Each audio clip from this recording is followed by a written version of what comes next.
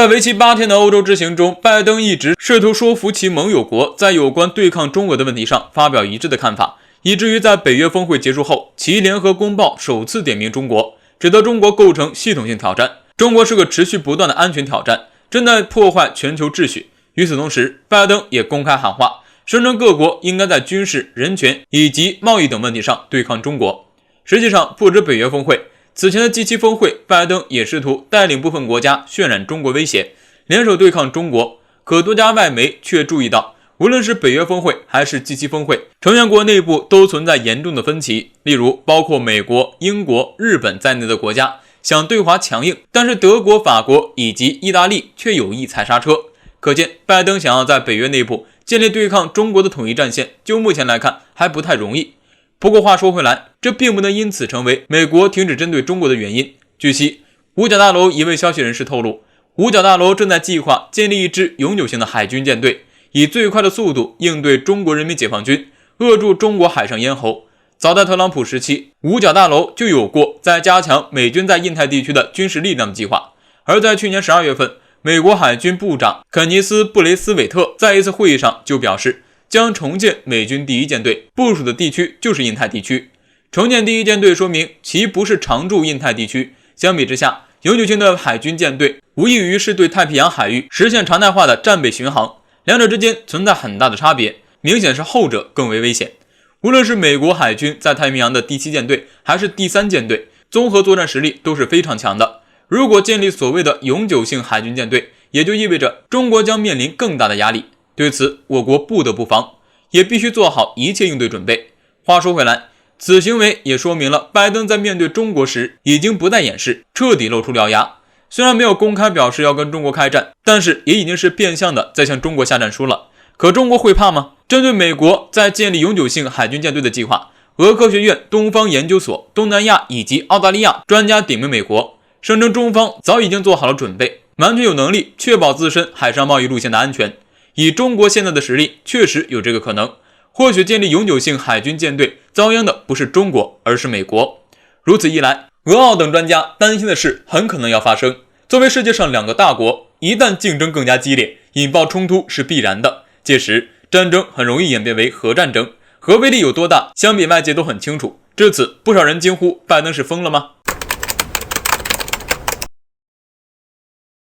美国作为世界科技强国，在航天技术方面也是有一定的成就。虽然说中国以开放的态度愿意与世界各国交流技术，但是面对美国这样的霸权主义国家，我们还是不敢放松警惕。近日，美国提出愿意同中国交换火星探测器的轨道数据，这会不会又是美国想出的什么幺蛾子呢？近日，由中国日报网援引国家航天局北京新闻发布会消息得知，中国航天局新闻发言人徐洪亮在新闻发布会上表示，中国将与美国国家航天局以及欧洲航空各局进行火星探测器轨道数据的交换合作，以确保我国火星探测器在轨卫星安全有序的工作。其实，美国航天局提出火星探测器的轨道数据交换的请求并不止这一次。早在今年2月份，我国首次发射的天问1号探测器成功实施第3次进火制动，并进入火星停泊轨道的时候，就已经引起了美国的注意。美国感觉到了我国航天科技实力的强悍，美国航天局便几次致电中国航天局，希望中方能够把天问1号的火星探测器数据同美国进行交流，还称为表诚意，会首先将美国已经得到的一些数据传输给我们。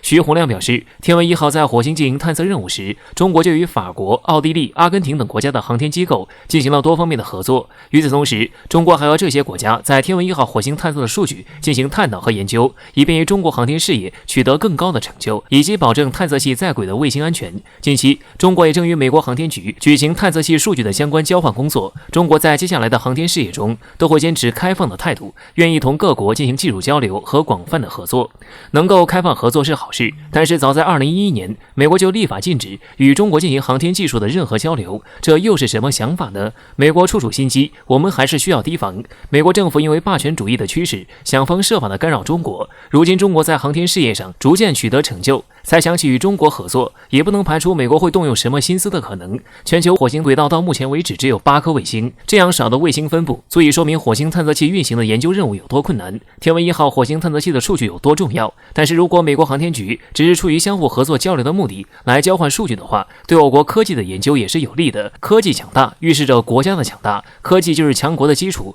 如今的中国已经踏上了发展的道路，如果美国想跟中国认真交流合作，那我们必然欢迎，但是动歪心思想遏制中国的发展，那绝对是不可能实现的。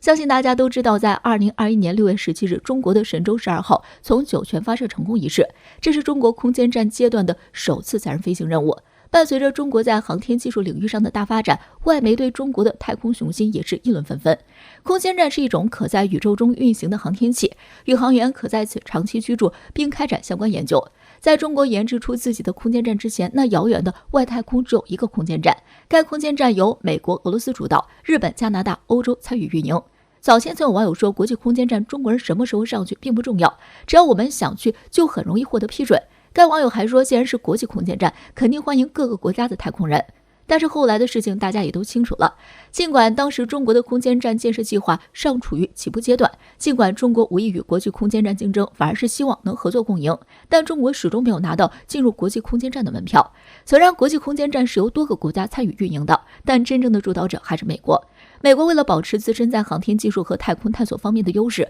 一直阻挠中国加入国际空间站。事实上，不只是在国际空间站上的拒绝合作，以美国为首的西方国家一直都在对中国航天的发展实行技术封锁，很多项目根本不在中国玩。正所谓养人鼻息不长久，自力更生是王道。中国吃够了落后的苦，宇宙空间在未来将会是重要的战略要地。中国不能选择退让，更不能因为西方国家不带中国玩就不搞自己的空间站了。没有枪没有炮，我们就自己造，难道中国人还怕什么封锁不成？此次的神舟12号飞行已经是为了验证我国空间站关键技术的第4次飞行了，也是在空间站阶段的首次载人飞行。按照规定，我们将会在2022年完成空间站的建设，然后投入到实际运用中。中国此次顺利升空，许多国家都跑来祝贺，但是就有些国家的媒体就要阴阳怪气一番，说什么中国的空间站比国际空间站小得多，不中用。但是要说中国是在搞太空军备竞赛，创造危险的太空竞争环境。要说危险，难道不该是早已拥有国际空间站的美国吗？不该是拒绝合作封锁技术的美国吗？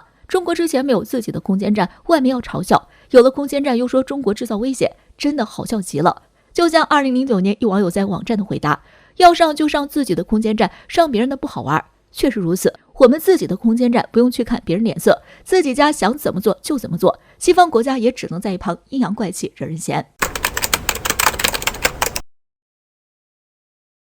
最近在国际上似乎刮起了一阵对抗孤立中国的狂风，而这一切的煽动者就是美国。一直以来，美国都丝毫不掩饰其对抗遏制中国的祸心。在美国人看来，中国的崛起壮大就是其全球霸权的最大威胁。在这样的想法支配下，拼命同中国作对也就变得理所当然。而随着中国崛起之势越发强劲，美国也深刻意识到，单单靠自己的力量已经无法再有效地遏制中国的崛起进程，因此联合盟友就成为了拜登的最好选项。最近，美国先是联合 G7 其他成员国共同踩上中国红线，试图将中国内政问题扩大化，阻止中国真正崛起，而后又开始伙同欧洲盟友再次搞对华小圈子。有这样的动作以后，国内也不免有人开始担心，未来中国的道路将会更加艰难。与此同时，还有人呼吁中国应该给予这些疯狂挑衅的人一点颜色看看。不过令人意外的是，还没等到中国出手，美国的盟友们转身却纷纷集体叛变。在外界看来，美国这次似乎已经成功组建起了一个小圈子，并将中国排除在外。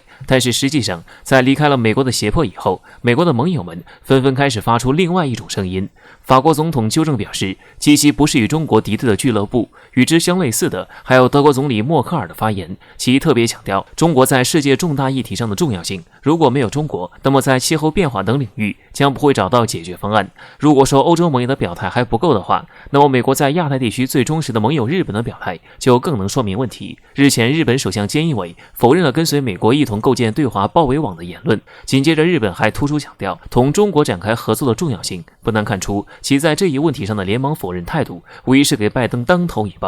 分析人士指出，盟友们随后的接连表态已经很好的说明，也许在霸权胁迫以下，美国能勉强构建出一个对华包围圈，但是这个圈子一旦脱离美国的胁迫以后，就会开始从内部瓦解，脆弱到还没等到中国出手，就自己率先破功。而这一切的根源，除了跟美国的全球领导力下滑有关，还跟中国当今不能再被忽视的实力有关。我们知道，现如今的中国积极同世界各国展开经济合作，事实已经证明，离开了中国市场，许多国家的经济将会陷入困境，就连美国盟友也不例外。可以说，中国的实力已经摆在那儿了，没有人敢轻易胡来。